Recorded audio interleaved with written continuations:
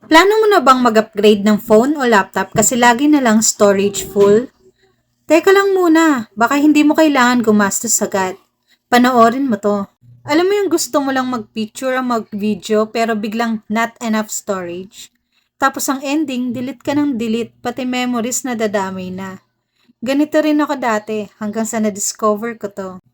Ito yung ginagamit ko ngayon, external hard disk ng Eget. Sobrang lifesaver lalo na kung mahilig ka mag-video, lalo na HD. Puno na gallery mo, ayaw mong mag-delete ng memories. Malaki yung storage nito, pwede mo ilipat lahat ng photos and videos mo from phone or laptop. Kasi from 250 gig up to 5 terabytes, may mabibili kang ganito. Isa pa sa benefit nito, hindi na maglalag yung phone mo kapag ilipat mo na yung mga files mo. Safe backup ng files mo, hindi mawawala basta-basta. Tipid, hindi mo na kailangan mag-upgrade agad. Ito ang nabili ko, 1,000 plus lang, pero 500 gig na agad yung memory niya. Imagine mo kung mag-upgrade ka ng phone or laptop, kukulangin yung 10,000 mo para ma-meet mo yung 500 gig na memory. Napakadali nga lang din itong gamitin at napakagaan din bitbitin kaya kahit saan ka magpunta, pwede mo tong dalhin. Pagdating sa memory niya, legit talaga na almost 500 gig yung storage niya. Natry ko na rin nga itong gamitin para i-backup yung mga photos and videos ko from laptop and ganun din dun sa mga phone ko na Android phone. Halos na i-transfer ko na yung lahat ng photo and video ko pero ang laki pa rin ng storage ko. Kung Android phone nga pala yung gamit mo, kailangan mo nga pala ng OTG Type-C adapter para ikakabit mo sa phone mo para gumana ito. Based on my experience, bago mo nga pala ito magamit sa Android phone mo, kailangan mo munang palitan yung file system nito into exFAT.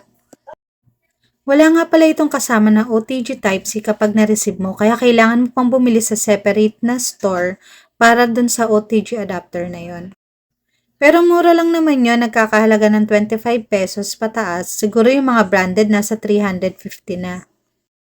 So, sinabi ko yun para makabili na kayo in advance at kapag dumating na nga yung order nyo, magamit nyo na rin kagad. Ituturo ko nga pala sa inyo paano nga ito gamitin sa Android phone. So, ikakabit mo lang yung hard disk sa laptop or PC.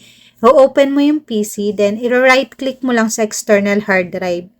Once na na-right click mo na, click mo lang yung format, then sa file system, piliin mo yung exFAT. Optional lang naman lagyan mo ng name sa volume level. And then after that, click mo yung start, then okay. Pwede ka na rin palang mag-create ng mga different folders habang nasa laptop pa para kapag ka magta-transfer ka na ng mga files mo sa Android phone, ilalagay mo na lang siya per folder. So 500 gig talaga yung binili ko pero yung totoong memory niya pagdating sa akin is 465 gig na lang.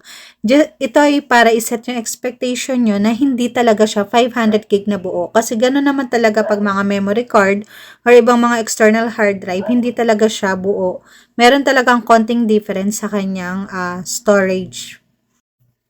So, ayun guys, kesa mag-delete ka ng memories mo, mas okay na may backup ka, di ba? At kesa naman din mag-upgrade ka agad, why not itry mo muna itong Eget external hard drive?